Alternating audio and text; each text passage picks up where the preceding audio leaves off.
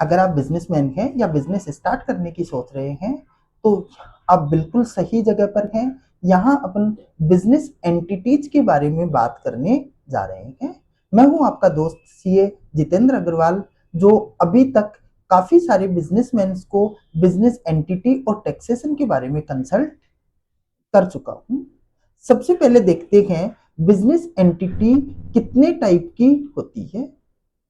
देखो, business entity दो situation के ऊपर डिपेंड करती है, आपकी ओनरशिप के ऊपर। आप कितने ओनर हैं बिजनेस में। अगर आप सिंगल ओनर ही हैं बिजनेस के तो आपके पास दो ऑप्शन है। आप सोल प्रोप्राइटरशिप फर्म बना सकते हैं और या फिर वन पर्सन कंपनी बना सकते हैं। अगर आप एक से ज्यादा ओनर हैं, मल्टी ओनर बिजनेस है, तो उस केस में आप पार्टनरशिप फर्म बना सकते हैं, लिमिटेड लाइबिलिटी फर्म बना सकते हैं, आप प्राइवेट लिमिटेड कंपनी बना सकते हैं या पब्लिक लिमिटेड कंपनी भी आप बना सकते हैं। आज one of business entity sole proprietorship firm क्या होती है उसके बारे में इस वीडियो में बात करने जा रहे हैं। अगर अभी तक आपने चैनल को सब्सक्राइब नहीं किया है तो प्लीज चैनल सब्सक्राइब कर लीजिए ताकि आपको बिजनेस से रिलेटेड सारी नॉलेज यहाँ मिलती रहे। इस वीडियो में अपन बात करने जा रहे हैं सोल प्रोप्राइटरशिप फर्म क्या होती है, इसे कैसे रजिस्टर किया जाता है, वेरियस लॉज में क्या क्या कंप्लायंसेज है और इसके एडवांटेज एंड डिसएडवांटेज क्या है।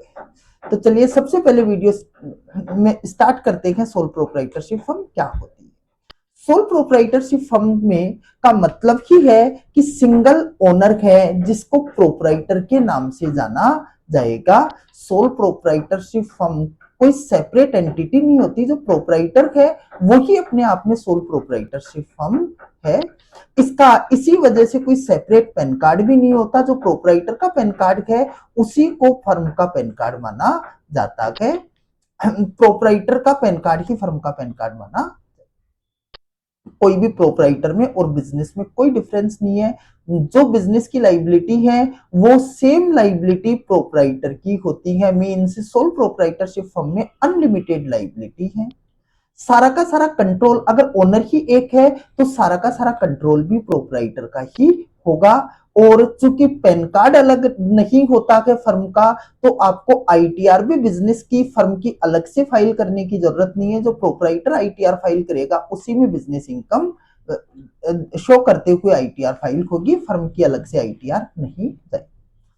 अब नेक्स्ट टॉपिक है प्रोप्राइटरशिप फर्म का रजिस्ट्रेशन कैसे करवाया जाए। इससे पहले सबसे पहला क्वेश्चन आता है कि सर क्या मैं बिजनेस कर रहा हूं तो क्या मैं सेविंग अकाउंट में बिजनेस कर सकता हूं।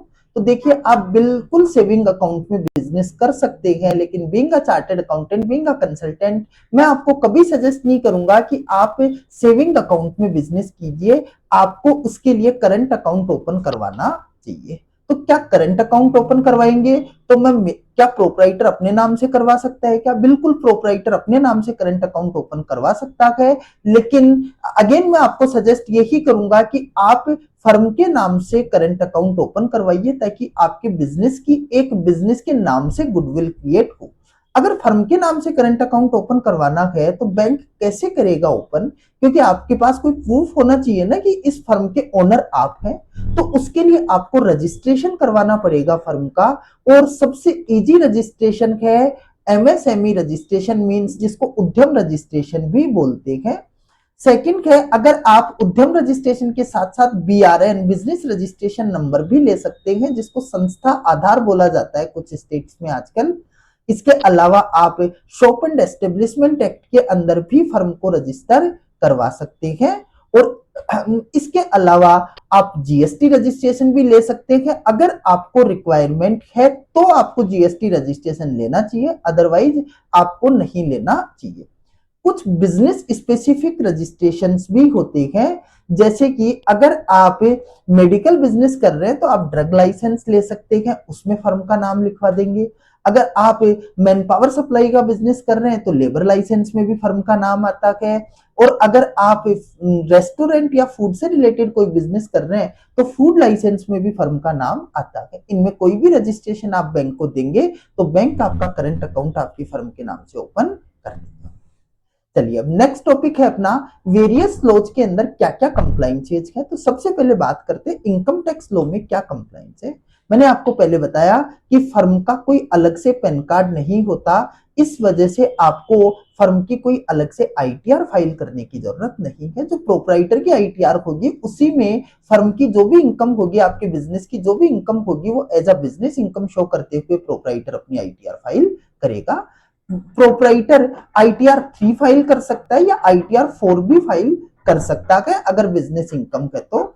आईटीआर 3 जनरली ऑडिट के केस में बुक्स ऑफ अकाउंट मेंटेन होते हैं उस केस में जाती है, और आईटीआर 4 प्रेजम्पटिव टैक्सेशन के केस में जाती है। क्या आपको प्रोप्राइटरशिप फर्म बनाई है तो उसके बुक्स ऑफ अकाउंट मेंटेन करने चाहिए? देखिए बिल्कुल बुक्स ऑफ अकाउंट मेंटेन करने चाहिए, लेकिन इनकम टैक्स लॉ ये बोलता है कि अगर आप प्रेजम्पटिव टैक्सेशन ऑप्ट कर रहे हैं तो बुक्स ऑफ अकाउंट की जरूरत नहीं है। प्रेजम्पटिव टैक्सेशन का मतलब क्या है कि डिपार्टमेंट मान लेता है कि आपने सब कुछ कमा करके इतना प्रॉफिट आपने कमाया है, दैट इज प्रेजम्पटिव टैक्सेशन। और लॉ के अंदर इस कितने प्रॉफिट की लिमिट दे रखी है कि आप अगर अपना प्रॉफिट टर्नओवर के 6% या 8% से ज्यादा दिखाते हैं तो डिपार्टमेंट आप वो शो करते हुए अपनी आईटीआर फाइल कर सकते हैं और वो प्रेजम्पटिव टैक्सेशन की कैटेगरी में आएगा। ये बिजनेस के केस में है। और प्रोफेशन के केस में अगर आप टर्नओवर 50% से ज्यादा शो करते हैं तो वो प्रेजम्पटिव टैक्सेशन की कैटेगरी में आएगा। देखिए प्रेजम्पटिव टैक्सेशन की जो लिमिट है एट प्रेजेंट वो मैक्सिमम आपका टर्नओवर 3 करोड़ रुपए तक है, तो उसी केस में प्रेजम्पटिव टैक्सेशन ऑप्ट कर सकते हैं। उससे ज्यादा है तो आपको बुक्स ऑफ अकाउंट मेंटेन करने ही पड़ेंगे, भले ही आप अपना प्रॉफिट कितना भी शो करें। अब ये लिमिट अलग अलग केस में अलग अलग है, तो यहां कंफ्यूज नहीं होना है। 1 करोड़ के लिए कुछ अलग कंडीशंस हैं, 2 करोड़ के लिए कुछ अलग कंडीशन है, 3 करोड़ के लिए कुछ अलग कंडीशन। इसके बाद में क्या आपको प्रोप्राइटरशिप फर्म अगर ओपन किए तो उसकी ऑडिट करवानी पड़ेगी।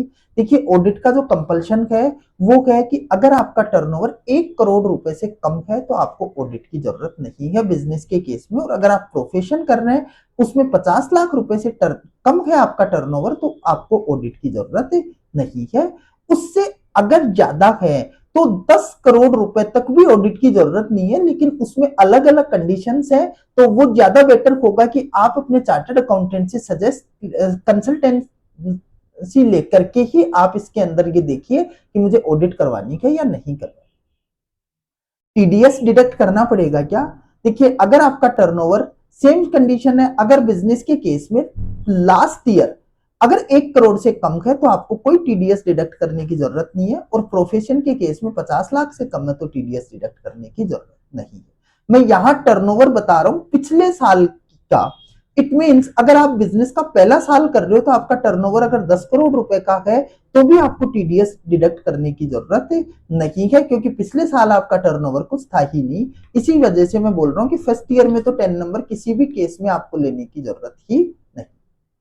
जीएसटी लॉ में क्या क्या कंप्लाइंसेज है, देखिए सबसे पहले बात करते हैं रजिस्ट्रेशन की। रजिस्ट्रेशन आपको अगर गुड्स के अंदर आप ट्रेडिंग कर रहे हैं या मैन्युफैक्चरिंग कर रहे हैं और आपका टर्नओवर 40 लाख रुपए से कम है तो उस केस में आपको रजिस्ट्रेशन की जरूरत नहीं है। और बिजनेस सर्विसेज के केस में टर्नओवर अगर 20 लाख रुपए से कम है तो आपको रजिस्ट्रेशन की जरूरत नहीं है। आप अगर चाहें तो वॉलंटरी आप रजिस्ट्रेशन ले सकते हैं। रिटर्न जीएसटीआर 1, जीएसटीआर 3 भी और जीएसटीआर 9 एंड 9C जाएगी। आप मंथली या क्वार्टरली दोनों में से कोई भी ऑप्शन ऑप्ट कर सकते हैं। अगर आप बुक्स ऑफ अकाउंट मेंटेन नहीं करना चाहते हैं तो उस केस में जीएसटी में भी ऑप्शन है कंपोजिशन स्कीम का, जिसमें आपको एक परसेंटेज टर्नओवर का इतना परसेंटेज टैक्स का डिपॉजिट करवाना है और आपको कोई भी इनपुट टैक्स क्रेडिट वगैरह नहीं मिलेगी, वो आप ऑप्ट कर सकते हैं। लेबर लॉ में क्या कंप्लाइंसेज है, देखिए ईएसआई रजिस्ट्रेशन अगर आपके पास 10 से ज्यादा एम्प्लॉई है, 10 या उससे ज्यादा एम्प्लॉई है, आपको ईएसआई रजिस्ट्रेशन लेना पड़ेगा। आपके पास अगर 20 या उससे ज्यादा एम्प्लॉई हो जाते हैं आपको पीएफ का रजिस्ट्रेशन लेना पड़ेगा। प्रोफेशनल टैक्स में स्टेट वाइज लोग है, कुछ एक स्टेट्स हैं जहां बोला गया है कि अगर आप बिजनेस कर रहे हैं तो आपके पास भले एम्प्लॉई है या नहीं है, आपको रजिस्ट्रेशन प्रोफेशनल टैक्स में लेना ही पड़ेगा। इसके अलावा बोनस ग्रेचुटी वो भी एक्ट है, तो उसमें भी अपनी अपनी कंडीशंस है, एंटिटी वाइज उसमें कोई भी ज्यादा डिफरेंस नहीं। अब बात करते हैं सोल प्रोप्राइटरशिप के एडवांटेज क्या है। देखिए एडवांटेज बहुत हैं। सिंगल ओनर है, जो कमाया, जो कुछ किया वो सब आपका है, ना किसी को आप किसी से आपको कुछ पूछना है, सारा कंट्रोल आपके पास है। कंप्लायंसेज लॉ के अंदर जो भी बिजनेस स्पेसिफिक कंप्लायंसेज है वो ही है। एंटिटी स्पेसिफिक कोई भी कंप्लायंस नहीं है। एंटिटी स्पेसिफिक का मतलब क्या है, जैसे आप अगर प्राइवेट लिमिटेड कंपनी बनाते हैं उस केस में मिनिस्ट्री ऑफ कॉर्पोरेट अफेयर्स है, जो कंपनीज लोग हैं उसके अकॉर्डिंग कंप्लायंस और करनी होती है। लेकिन प्रोप्राइटरशिप के केस में कोई भी एंटिटी स्पेसिफिक कंप्लायंस नहीं आती है।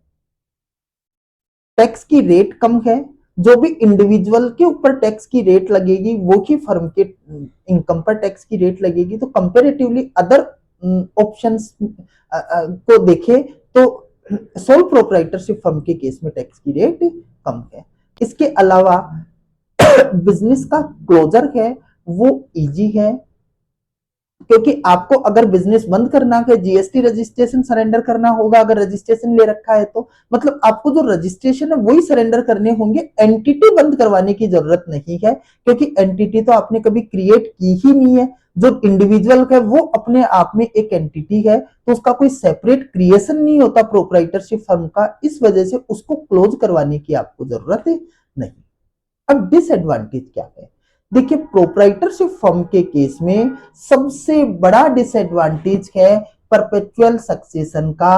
अगर प्रोप्राइटर की डेथ हो जाती है तो उसी के साथ उसकी फर्म की भी डेथ हो जाती है, क्योंकि प्रोप्राइटर के पैन कार्ड से ही सारा का सारा फर्म का बिजनेस चलता है। तो इस वजह से जैसे ही प्रोप्राइटर की डेथ हुई तो उस केस में जितने भी लीगल रजिस्ट्रेशंस हैं वो सारे के सारे खत्म हो जाते हैं। अब उसका जो लीगल हेयर है, अगर वो बिजनेस करना चाहता है तो उसको अपने नाम से सारे रजिस्ट्रेशंस वापस से लेने पड़ेंगे, ट्रांसफर का कोई भी ऑप्शन नहीं है।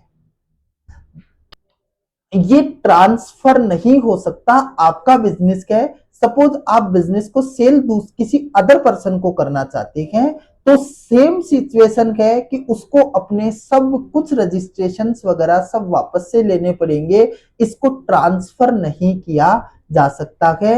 ना ही प्रोप्राइटरशिप फर्म में कोई पार्टनर एंटर हो सकता है। अगर सपोज मैं प्रोप्राइटरशिप बिजनेस कर रहा हूं और मैं चाहता हूं कि मेरा बिजनेस सही चल रहा है लेकिन मैं चाहता हूं इसको एक्सपांड करने के लिए एक पार्टनर और इंट्रोड्यूस कर लूं, तो जैसे ही एक पार्टनर इंट्रोड्यूस करूंगा तो मेरे को partnership firm, private limited, public limited, LLP, उनमें से एक ऑप्शन में जाना पड़ेगा और उसका पैन नंबर अलग आएगा।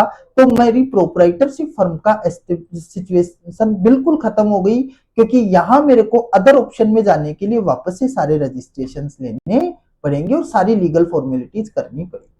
अनलिमिटेड लाइबिलिटी है, यहाँ जो भी फर्म का जो भी बिजनेस से रिलेटेड लाइबिलिटी है वो प्रोप्राइटर की खुद की है।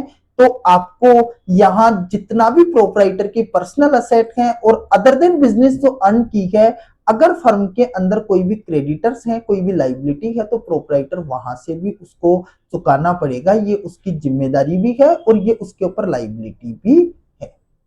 तो यहां अपने प्रोप्राइटरशिप फर्म के बारे में सब कुछ जान लिया। अगर आपके पास कोई डाउट है तो आप कमेंट बॉक्स में लिख करके जरूर बता सकते हैं। Thank you so much.